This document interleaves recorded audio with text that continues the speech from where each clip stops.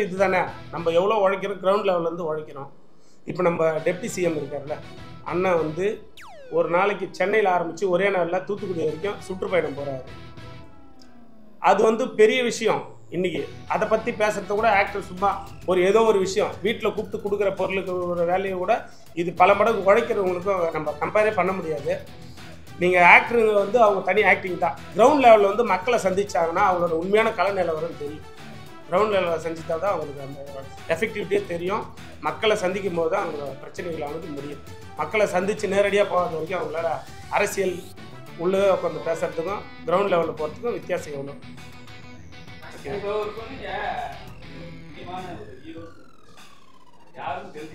முக்கியமான ஹீரோனா ஒரு பெரிய ஹீரோ.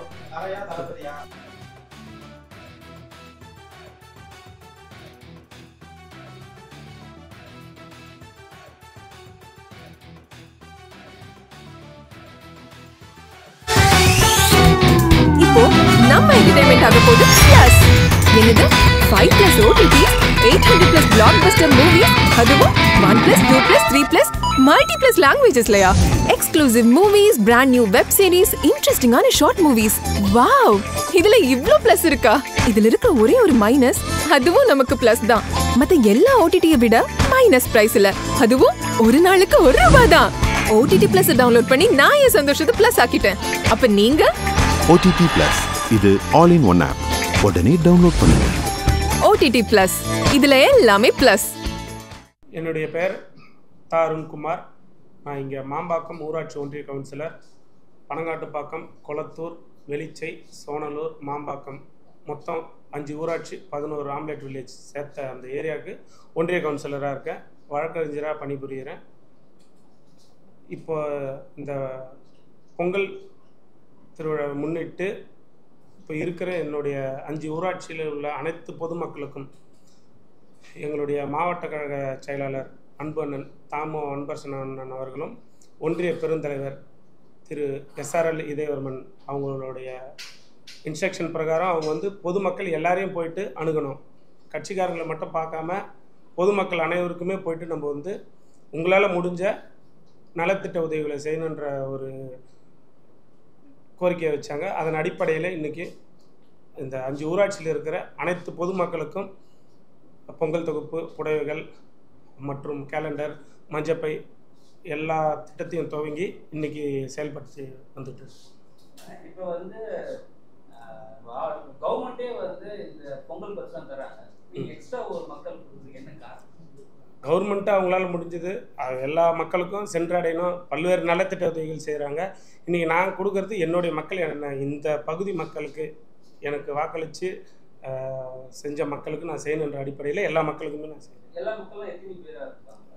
குறைஞ்சபட்சம் ஒரு 7000 குடும்பம் இருக்கும். ஒரு 10,000 பேருக்கு இந்த நலத்திட்ட உதவிகள் போய் சேரணும்னு செஞ்சுட்டு சிறுவயது பெண்களும் பெருவயது மூதாட்டிகளுக்கும் எல்லாருக்கும் அனைத்து வயது வரம்பிற்கும் செய்யணும். அப்போ ஆண்கள் என்ன பாவம் பண்ணாங்க?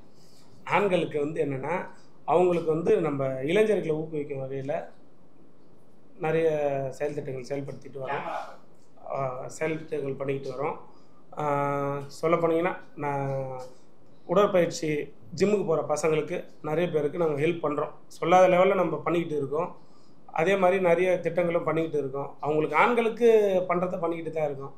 முதல்ல முக்கியத்துவம் வந்து மகளிருக்கு பண்ணுறோம். இப்போ வந்து திமுக அரசு பொறுத்தவரைக்கும் மகளிருக்கு தான் எல்லாமே கொடுக்குறாங்கன்னு சொல்கிறாங்க. ஆண்கள் வந்து கொஞ்சம் மன வலியோடு இருக்காங்க. எல்லாமே வந்து திமுக அரசு வந்து எல்லாமே பெண்களுக்கு மட்டும் பண்ணுறாங்க, ஆண்களுக்கு ஏன் பண்ண மாட்டாங்க? அப்படி இல்லை, ஆண்களுக்கு நிறைய ஸ்கீம் இருக்குது. அதை மக்கள் அந்த எடுத்து போய் சொல்கிற ரீச் பண்ணுற விதத்தில் பல பேர் தெரியாமல் இருக்காங்க. ஆண்களுக்கு உண்டான மானியம் எவ்வளோ கொடுக்குறாங்க, லோன்ஸ் கொடுக்குறாங்க மக்களுக்கு. நாங்கள் எங்களுடைய பகுதியில் எவ்வளோ பேருக்கு தெரிவிக்கிறோம். தெரியாமல் மக்கள் தான் அந்த மாதிரி சொல்லுவாங்க. வேலைக்கு போகாத ஆண்களுக்கு வந்து பார்த்திங்கன்னா எவ்வளோ லோன் ஸ்கீம்ஸ் இருக்குது. MSME ஸ்கீமில் நிறைய ஸ்கீம் இருக்குது. லோன் நிறைய போகலாம். அதை யூஸ் பண்ணி பண்ணுறோம். இங்கே நாங்கள் அப்ரோச் பண்ணி பண்ணுறோம். தெரியாமல் இருக்கவங்க சொல்கிறாங்க. அந்த மாதிரி சமமாக பெண்களுக்கும் ஆண்களுக்கும் 2 பேருக்கும் சமமாக தான் நம்மளுடைய அரசு. இப்போ நிறைய மாநில அரசும் சரி, மத்திய அரசும் சரி வாக்குவாதங்கள் ஈடுபடுறாங்க. நீங்கள் காசு கம்மியாக கொடுங்க, காசு ஆசையாக கொடுங்க, அதை நீங்கள் எப்படி பார்க்கணும்? இல்லை, இது வந்து காசு கொடுக்குறதுன்றது மக்களாண்ட போட்டி போட்டுக்கிட்டு போய் செயல்படுது. இப்போ கூட நீங்கள் பார்த்துருக்கலாம், ரீசெண்டாக ரீசெண்டாக பார்க்குறத பார்த்துருக்கலாம். காசு விஷயத்தில் வந்து மத்திய அரசு மாநில அரசு வந்து சொல்கிற அளவுக்கு நம்ம ஒரு சாதாரண ஒரு ஒன்றிய கவுன்சிலர் தான்.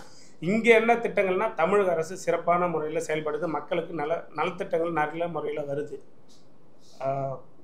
அதே மாதிரி ரோட்ஸும் பார்த்தீங்கன்னா இன்ஃப்ராஸ்ட்ரக்சர் லெவலில் இந்த கட்டமைப்பு இங்கே இந்த 5 ஊராட்சியில் எனக்கு தெரிஞ்சு கிட்டத்தட்ட ஒரு 25 ரோடுக்கு மேலே போட்டாச்சு.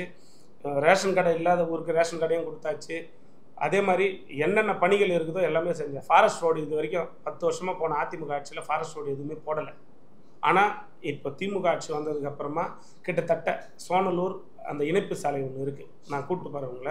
அந்த சாலையெல்லாம் வந்து பார்த்திங்கன்னா 10 to 15 வருஷமாக ரோடு போடாத ரோடு. இப்போ திமுக அரசு வந்து தான் அங்கே போட்டிருக்காங்க அந்த இணைப்பு ஃபாரஸ்ட் ரோடு எல்லாமே போட்டாச்சு. அதே மாதிரி எந்தெந்த பகுதியில் ரொம்ப 10 வருஷமாக நிறைய இடத்துல சாலை வசதிகளே இல்லாமல் இருந்தது, இப்போ சாலை வசதிகள் பண்ணியாச்சு. திமுக அரசில் துரிதமாக செயல்படுத்திருக்கு. நான் எல்லாருமே நான் இப்போ உங்களுக்கு கொடுக்குறேன். நீங்கள் பண்ண சாதனைகள் என்ன? நான் சாதனைன்னு சொல்ல முடியாது. என்னை ஓட்டு போட்டு ஜெயிக்க வச்சாங்க. அந்த மக்களுக்கு என்னால் முடிஞ்ச பணிகளை செய்கிறேன்.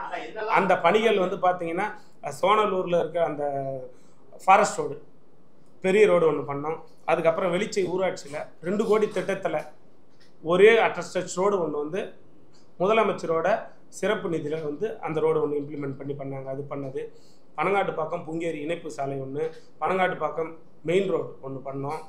மாம்பாக்கத்தில் இந்தியாவிலே ஃபஸ்ட் டைம் சுத்திகரிப்பு பிளான்ட் ஒன்று பண்ணிவிட்டு நம்ம சீவேஜ் வாட்டர் இருக்குல்ல வேஸ்ட் பண்ணாமல் மொத்தத்தையும் அதை சுத்திகரிப்பு பண்ணி அந்த தண்ணி வந்து பிளான்ட் செடிகளுக்கு யூஸ் பண்ணுற ஃபஸ்ட்டு திட்டத்தை இந்தியாவிலே திமுக அரசு எடுத்துகிட்டு வந்த இது மாம்பாக்கம் ஊராட்சிக்கு அதை நாங்கள் பண்ணது.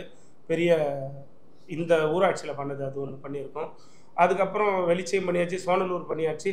குளத்தூர் ஊராட்சியில் 2-3 சாலைகள் பெரிய அகலமான சாலைகள் போட்டாச்சு. இப்போ பெருமாள் கோயில் தெரு சாலையை போட்டு முடிக்க போகிறோம். அருணாச்சலம் கண்ணாபுரம் மெயின் ரோடு அதுவும் வந்து பார்த்திங்கன்னா பெரிய ரொம்ப பலதரப்பட்ட மக்கள் வசிக்கிற பகுதி இல்லாமல் இருக்குது. அதுவும் இப்போ ஆர்டர் வந்துச்சு, அந்த சாலையும் போட போகிறோம். பெண்களுக்கு கிராமப்புறங்கள பாதுகாப்பு எந்த அளவுக்கு இருக்கு? பெண்களுக்கு கிராமப்புற பாதுகாப்புக்கு அவேர்னஸ்க்கு இந்த விஷயமே பாதி பேருக்கு தெரியாது. இப்போது ட்ரைபல்ஸ் இருக்காங்கல்ல அந்த மக்களுக்கு அந்த பெண்களுடைய எப்படி இருக்கணும் வாழ்வியலே தெரியாமல் இருப்பாங்க. மிஸ்யூஸ் பண்ணுறது நிறைய அங்கே தான் நடக்குது. அதெல்லாம் வந்து இப்போ தமிழக அரசால் ஒரு தனி குழுவே இருக்காங்க. அவங்களுக்குன்னு தனியாக கேர் பண்ணிக்கிறதுன்னு ஒரு குழு வந்து மாதம் அவங்கள பார்த்துட்டு கணக்கு எடுத்துட்டு கணக்கு கொள்ளணும். அந்த குழு வருது. இந்த பகுதியிலே சிறப்பான முறையில் போயிட்டுருக்கு. மகளிருக்கு என்னென்ன அவேர்னஸ் தேவையோ பண்ணிகிட்டு இருக்கோம். அரசியல் ஆர்வம் ஒன்று இருக்குல்ல,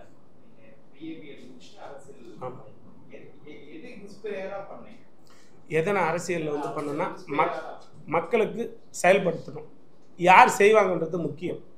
நான் பார்த்ததில் இங்கே இருக்கிற ஃபீல்டு, நான் இப்போ ஒரு 3 வருஷத்துக்கு மேலே கவுன்சிலராக வேலை செய்கிறேன். இங்கே இருக்கிற மக்கள் குறைய நான் ஃபஸ்ட்டு நம்ம சொல்ல வேண்டியது நான் ஒரு கவுன்சிலர், நான் போய் சொல்ல வேண்டிய அப்ரோச் பண்ண வேண்டிய இடம் ஒன்றிய சேர்மன். அவர் தான் எல்லா கவுன்சிலருக்கும் மெயின். நான் அவராண்ட ஒரு கோரிக்கை வச்சா ரோடுக்கு அவரால் முடிஞ்ச அளவுக்கு ஃபண்டு எல்லாத்தையுமே பண்ணுவார். அதுக்கு அடுத்த கட்டமாக என்னால் சரி செய்ய முடியாத வேலைகளை எனக்கு தெரிஞ்சு தமிழ்நாட்டில் மினிஸ்டருங்களில் இப்போ இருக்க எங்களுடைய மாவட்ட கழக செயலர் தாமு அன்பரசன் அவர்கள் வந்து 15 நாள் ஒரு வாட்டி கலெக்டர் ஆஃபீஸில் செவ்வாய்க்கிழமையானா மக்கள் குறை தீர்ப்பு முகாம்னு ஒன்று வைக்கிறாரு. அந்த மக்கள் குறை தீர்ப்பு முகாமில் அந்த கொடுக்குற மனுவை பார்த்தீங்கன்னா அதிகாரி அடுத்த 15 நாள் வர்றதுக்கு முன்னாடி அந்த மனுவை பரிசீலனை பண்ணி அந்த நடவடிக்கை எடுத்து அவருன்னு சொல்லிட்டு கொடுக்குறாரு. அந்த திட்டத்தின் கீழே இப்போ போன வாரம் கூட வந்துட்டு மினிஸ்டர், எம்பி, எம்எல்ஏ, சேர்மன் எல்லாம் வந்துட்டு ஒரு டிரான்ஸ்ஃபார்மர் ஓப்பன் பண்ணாங்க. லோ வோல்டேஜ்னு ஒரே ஒரு மனு தான் கொடுத்தேன். அது அடுத்த 15 நாளில் வந்து அவங்க நடவடிக்கை எடுத்து அந்த ரெக்டிஃபை பண்ணி அவங்களே வந்து ஓப்பன் பண்ணி கொடுத்துட்டு போகிறாங்க. அதனால் இங்கே மினிஸ்டர் வந்து பார்த்திங்கன்னா எங்களுக்கு இங்கே லோக்கலில் சப்போர்ட்டாக இருந்து என்ன வேலை சொல்கிறாங்களோ மக்கள் கொடுக்குற கோரிக்கை மனுக்கு என்னென்னவோ டக்குன்னு எனக்கு ஃபாஸ்ட்டாக இருக்கிறதால என்னுடைய பணி கொஞ்சம் இங்கே சிம்பிளாக இருக்குது. ஒன்றிய சேர்மேன் அதை அவர் தான் வந்து கூட இருந்து எல்லாத்தையும் பண்ணி பக்காவாக பண்ணி தராரு.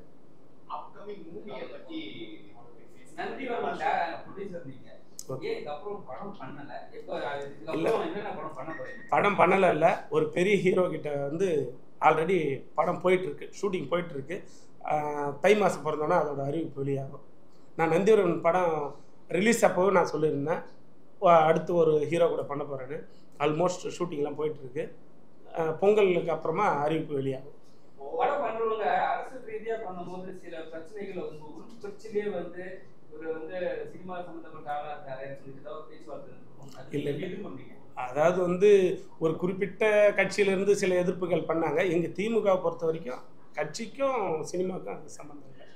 அந்த ஃப்ரீனஸ் நம்ம பண்ணுற படம், அதில் எந்த ஒரு பிரச்சனை இல்லை. இப்போ ஆக்டர்கள் வந்து அரசியலுக்குள்ள வராங்க, 2-3 அரசியல் கருத்துக்களை ஷேர் பண்ணிக்கிறாங்க. ஸோ ஈஸியா மக்கள்கிட்ட போய் சேருது. ஈஸியா ஒரு 4 பொருள் பண்ணிட்டாலுமே மீடியாக்கள் வந்து ஆக்டர் பண்றதுனால ஒரு விஷயம் பண்றது. நீங்க இவ்வளவு விஷயங்கள் நீங்க பண்ணிருக்கீங்க, இதை எப்படி பாக்குறீங்க? ஒரு ஆக்டர் கொடுக்கறதுக்கும் ஒரு கவுன்சிலர் கொடுக்கறதுக்கும் எப்படியான விருப்பம் போகுது பாக்குறீங்க? ஆக்டர் சும்மாவே அவங்க ஸ்டில்லு கொடுத்தாவே வந்து பண்ணிவிடுவாங்க. இதுதான் ரியாலிட்டி. இது தானே நம்ம எவ்வளோ உழைக்கிறோம், கிரவுண்ட் லெவல்லேருந்து உழைக்கிறோம். இப்போ நம்ம டெப்டி சிஎம் இருக்கார்ல, அண்ணன் வந்து ஒரு நாளைக்கு சென்னையில் ஆரம்பித்து ஒரே நாளில் தூத்துக்குடி வரைக்கும் சுற்றுப்பயணம் போகிறாரு. அது வந்து பெரிய விஷயம். இன்றைக்கி அதை பற்றி பேசுகிறத கூட ஆக்டர் சும்மா ஏதோ ஒரு விஷயம் வீட்டில் கூப்பிட்டு கொடுக்குற பொருளுக்கு ஒரு வேலையை கூட இது பல மடங்கு உழைக்கிறவங்களுக்கும் நம்ம கம்பேரே பண்ண முடியாது. நீங்கள் ஆக்டருங்க வந்து அவங்க தனி ஆக்டிங் தான். கிரவுண்ட் லெவலில் வந்து மக்களை சந்திச்சாங்கன்னா அவங்களோட உண்மையான கலை நிலவரம் தெரியும். கிரவுண்ட் லெவலில் சந்தித்தா தான் அவங்களுக்கு அந்த எஃபெக்டிவிட்டியே தெரியும். மக்களை சந்திக்கும் போது தான் அவங்களோட பிரச்சனைகளை அவனுக்கு முடியும். மக்களை சந்தித்து நேரடியாக போகாத வரைக்கும் அவங்களால அரசியல் உள்ளே உட்காந்து பேசுகிறதுக்கும் கிரவுண்ட் லெவலில் போகிறதுக்கும் வித்தியாசம் எவ்வளோ. இப்போ சொன்னீங்க முக்கியமான ஒரு ஹீரோ யாரும் தெரிஞ்சுக்கலாம். முக்கியமான ஹீரோனா ஒரு பெரிய ஹீரோ பண்ணுறோம். பொங்கலுக்கு அறிவிப்பு இப்போ உங்க என்டர்டெயின்மெண்ட் ஆக போகுது plus 5+ OTT 800+ blockbuster movies 1+, 2+, 3+ multi+ languages exclusive movies brand new web series interesting ஆன short movies இப்படி நிறைய பிளஸ். வெயிட் இதுல மைனஸ் ஒரு விஷயமும் இருக்கு. மத்த எல்லா ஓடிடிஸை விட மைனஸ் பிரைஸ்ல ஒரு நாளைக்கு ₹1 மட்டும்தான். உங்க சந்தோஷத்தை பிளஸ் பண்ண போற OTT பிளஸ் இப்ப உங்க கையில. உடனே டவுன்லோட் பண்ணுங்க.